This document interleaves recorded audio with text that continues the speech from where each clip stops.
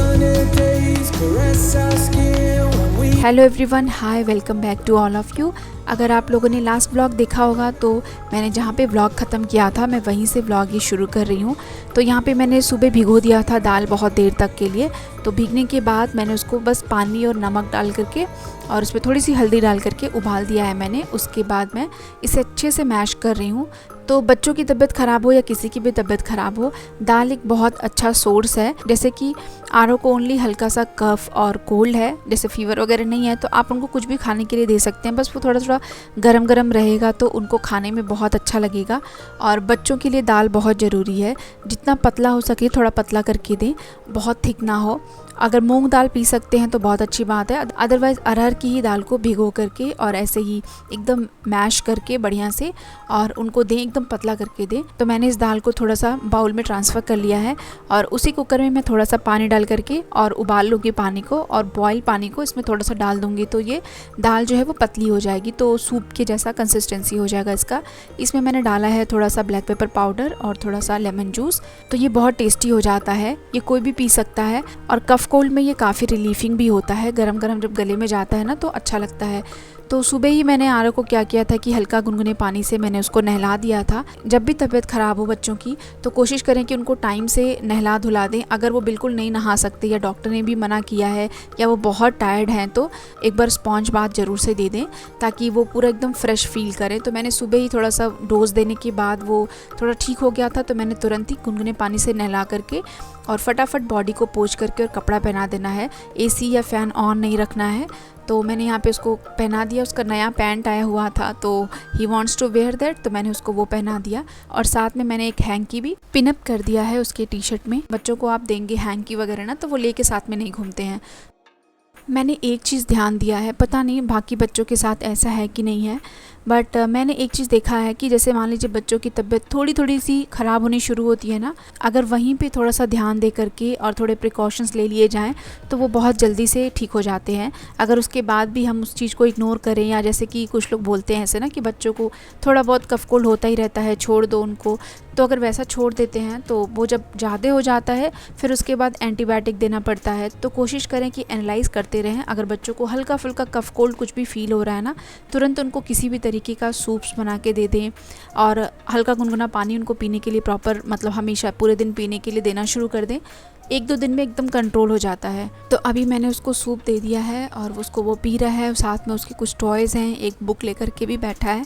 और यहाँ पे मैंने सोचा कि मैं नहाने चली जाती हूँ, तो मैं कपड़े वपड़े निकाल करके यहाँ पे ऊपर रख रही थी। ये मेरा एक आयरन बॉक्स है, तो ये नया मैंने लिया है। मैं बहुत सोच रही थी कि स्टीम आयरन लूँ या ये लूँ, फिर मेरे रिसर्च के अकॉर्डिंग मुझे यही बेटर लगा, तो मैंने फिर यही वाला आयरन बॉक्स ख़रीद लिया। और ये आयरन बॉक्स ऐसे पीछे रहता है हमारे यहीं पे, क्योंकि रोज़ कुछ ना कुछ आयरन करना ही पड़ता है। मुझे भी आदत है कि मैं कपड़ों को आयरन करके पहनती हूँ, तो एक ही बार बैठ करके मैं नहीं कर पाती हूँ अगर, तो रोज़ कुछ ना कुछ आयरन करना ही पड़ता है। तो मैक्सिमम मैं इसको यहीं पे रखती हूँ ऊपर। तो जब मैं अपने लिए कपड़े निकाल रही थी तो मुझे एक ओल्ड टॉवेल दिखा। तो अभी मैं क्या कर रही हूँ, जो भी ओल्ड टॉवेल्स ऐसे रह रहे हैं ना, या फिर ओल्ड बेडशीट हो गया है, तो उसका मैं यूज़ कर ले रही हूँ किचन में।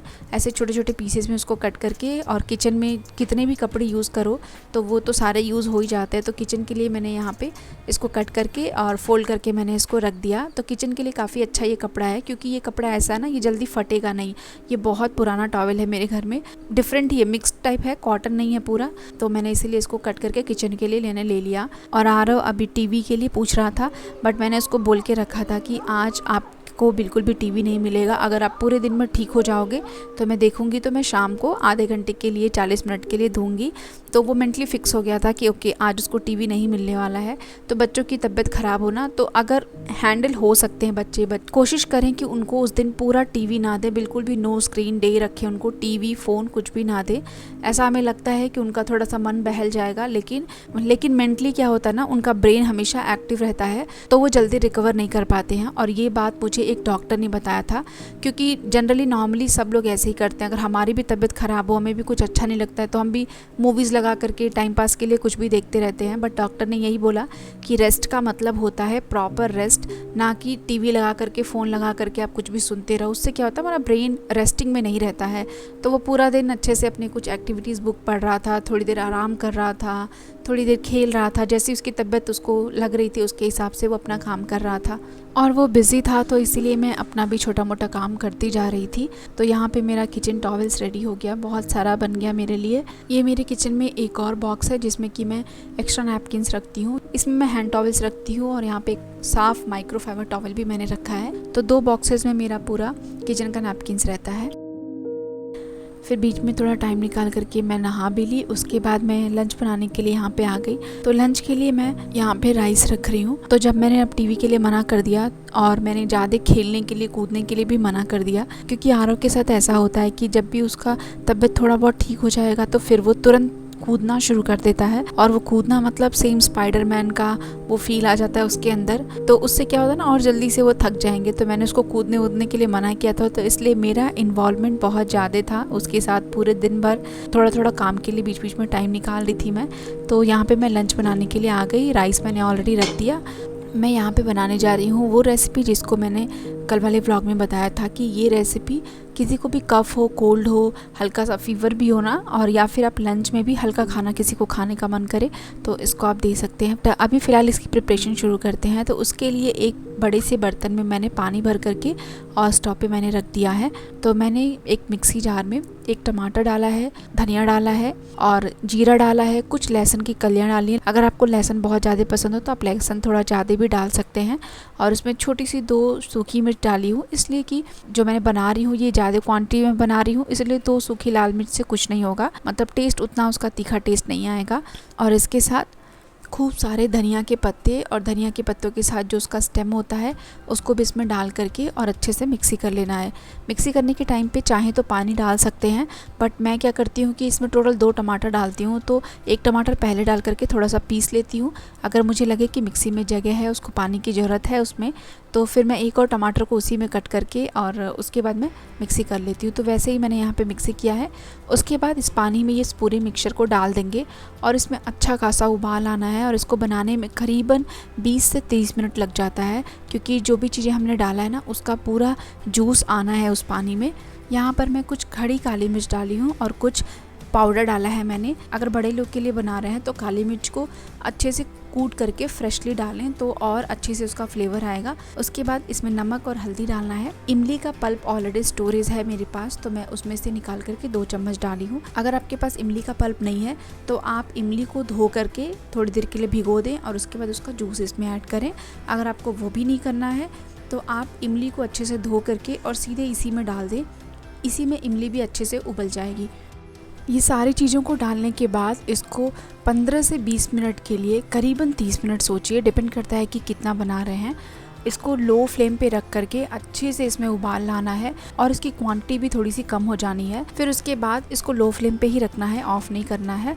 और यहाँ पे इसके तड़के की तैयारी कर रही हूँ मैं। तो तड़के के लिए इसमें कुछ चाहिए लहसुन की कलियाँ। तो लहसुन में जो ऊपर नॉड होता है जहाँ से हम लहसुन को छीलते हैं उसको प्रेस करके और उसको लहसुन के पॉट्स को ओपन करना है। तो ये चीज़ मुझे यहाँ पे एक आंटी ने सिखाया कि ऐसे लहसुन को ऊपर से जस्ट मार दो, वो खुल जाता है। तो जब भी उसको हम तड़के में डालते हैं ना तो लहसुन का फ्लेवर बहुत अच्छा आता है। और जिसको नहीं पसंद आता है वो आराम से लहसुन निकाल करके साइड में भी रख सकता है। तो मैं लहसुन के पॉट्स को ओपन करके साइड में रख ली हूँ। और यहाँ पे तड़का पैन में मैं डाल रही हूँ मूंगफली का तेल। अगर आपके पास ये तेल नहीं है तो सरसों के तेल में ना करें तड़का, आप उसकी जगह पे घी यूज़ कर सकते हैं। देसी घी में इस तड़के को दिया जा सकता है। अब मैं इसमें डालूंगी लहसुन की कलियाँ। लहसुन की कलियाँ हल्की सी तड़कनी शुरू होंगी तभी इसमें डाल दूंगी मैं सरसों के दाने। उसके बाद इसमें डालूंगी मैं जीरा, फिर थोड़ी सी हींग डालूंगी मैं।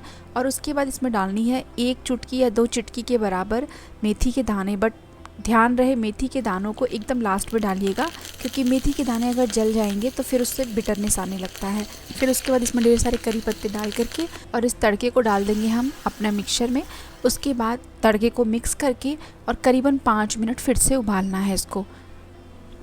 तो ये तैयार हो गया हमारा रसम। और ये रसम बहुत फ़ायदेमंद होता है, आप कभी ट्राई करिएगा, आपको कफ कोल्ड में बहुत आराम हो जाएगा। और बेस्ट थिंग यही है कि इसको कोई भी पी सकता है। तो इसको पीने के लिए दे सकते हैं या फिर इसको खाने के लिए भी दे सकते हैं। तो उसके लिए एक बाउल में मैंने यहाँ पे चावल ले लिया है और चावल को बहुत अच्छे से स्पून के पीछे वाले हिस्से की हेल्प से बहुत अच्छे से इसको मैश करना है।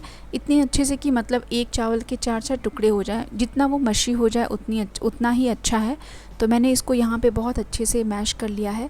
अब इसमें मैं डालूँगी रसम। ये फ़ीवर वगैरह में जैसे कि कभी टेस्ट बिल्कुल अच्छा नहीं लगता ना नॉर्मल खाने का, तो उसमें ये बहुत टेस्टी लगता है और इसको कोई भी खाना पसंद करेगा।